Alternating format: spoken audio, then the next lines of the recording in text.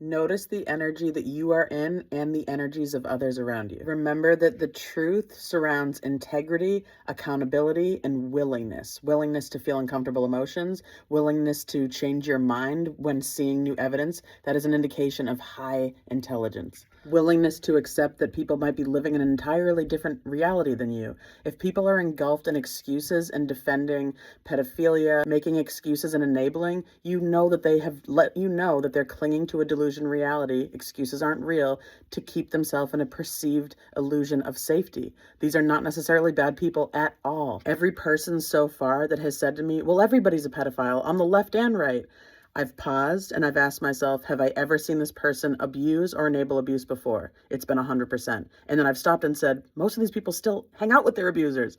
So when people are making excuses for themselves, they don't have integrity. They don't have willingness. They are not bad. They live in a delusion reality. Last night, I was on a 5.5-hour FaceTime with a friend that lives in reality and truth, integrity, accountability. And I notice more and more that a great indication that someone has a healthy mind is that they will openly talk without guilt and shame about their illusions. Like, oh yeah, all through college, I was in a full-blown delusion. I was people-pleasing. I was lying to myself, making excuses. When you hear that people can talk about this without doing what I call the coward's tone, that means they've already gone into a delusion. Yeah. When people talk like that, the pattern recognition happened after I was seeing it for years with friends and coworkers, and I would always then see no change made after that, and I'm like, oh, it's because they're holding themselves in a state of shame. They're not saying, hey, I'm bringing awareness to this. I notice shame coming up when I think about this choice I've made. That obviously doesn't align with my integrity, my intentions, the path I want to be on. So I'm going to do this differently. When people are using the coward's tone, you know they're not in reality at that time.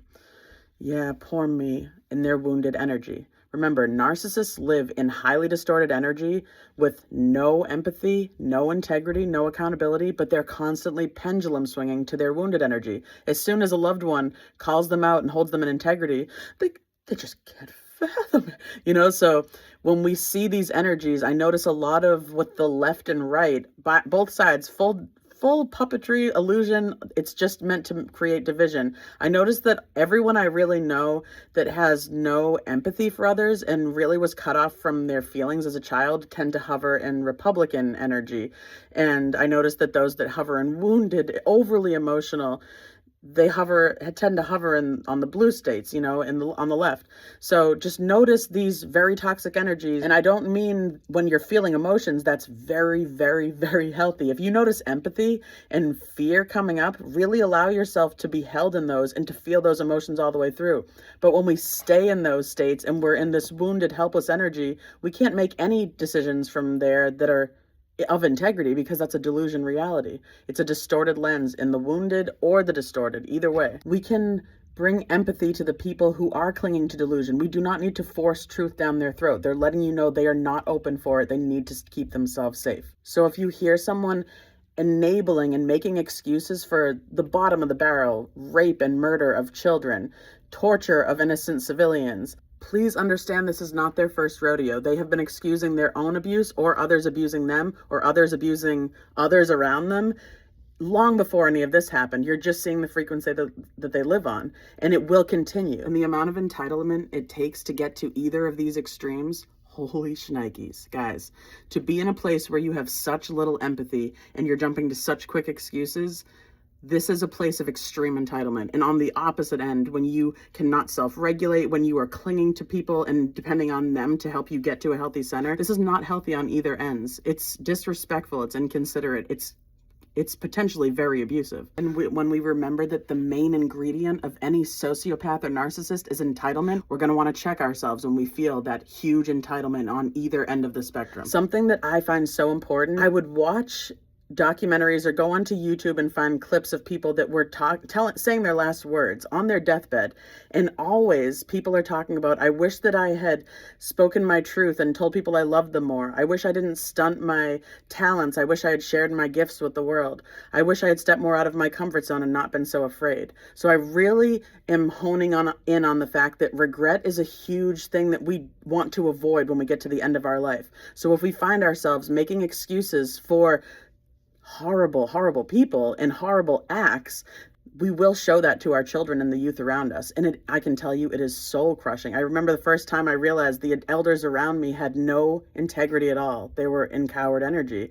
And it really took me decades to sit with that and see them through a lens of empathy and not just complete wounded energy and just shock and horror.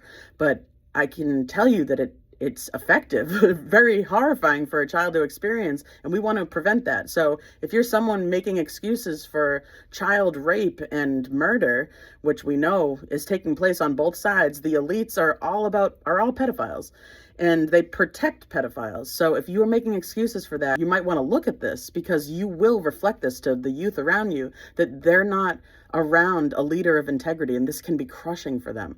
So if you right now are finding yourself just immediately dismissive, we'll see that in distorted energy, it's so quick how we're able to make an excuse like, yeah, I'm good. I don't need to be bothered with this.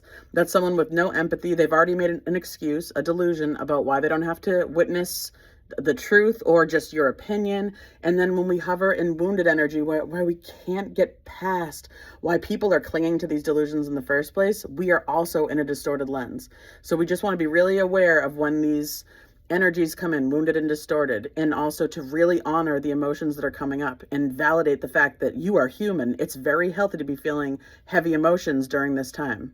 When we're bypassing and looking away, we're building shame in our life brick by brick. When we become enablers, when we are enabling abuse, we are building shame and guilt brick by brick. And I can tell you that as someone who walked away from a low effort family system, I walked away from these exact energies, distorted energies, people that don't need to deal with your pain, your needs, and then people that play victim when you call them out. And I can tell you, as these elders are in their 60s and 70s, shame and guilt is the heaviest thing that they carry, because they continuously made excuses through their life, seeking temporary relief. And I just would hate to see anyone find themselves there, because I can see these paths so clearly and feel into these energies. But at the same time, I know it's not my responsibility to save anyone, to force truth down any friend or family member's throat. That's not for us either. And also, if you are embodying integrity, you can expect people in these distorted and wounded energies to either use you as inspiration and on some level feel hope inside that there's somebody holding integrity, but also they're going to put you on a pedestal because unconsciously they see you have more accountability, more integrity than them, and they're placing you higher than them, but they don't have the awareness. They're in a delusion. So they are rendering you as someone who has placed yourself on this pedestal, and you're looking down at them. Just continue on, hold frequency, hold that integrity, expect hate to be hurled your way, but that's okay. We know it's just delusions. We know people are not really bad. They're just trying to keep themselves safe. And then of course there are some very horrible people. We don't need to be engaging with that. When people show us they are clinging to delusion for safety, do not try to force truth down their throat. That is manipulation. We are not going to be finding ourselves there. Hold frequency of integrity and truth and accountability. Allow your kids to see this is where you are anchored in. This is the best thing that we could do for our youth. So notice the energies you're finding yourself in, guys. Distorted, dismissive, rejecting, making excuses, finding disgust, no empathy, no emotion. That's a distorted lens. Nothing is real there. We need to step out of that, take some deep breaths, come into healthy center. Or if you find yourself in that wounded energy, you feel so helpless, you need to take some deep breaths. Maybe go for a walk around your house if there's too much snow right now. Do some dancing, shake that energy out. Notice the energy you're finding yourself in, and notice the energies around you if they are in the same reality as you. Continue to speak truth so those who are in willingness to receive these messages can actually receive them. Keep that energy protected. Love you guys.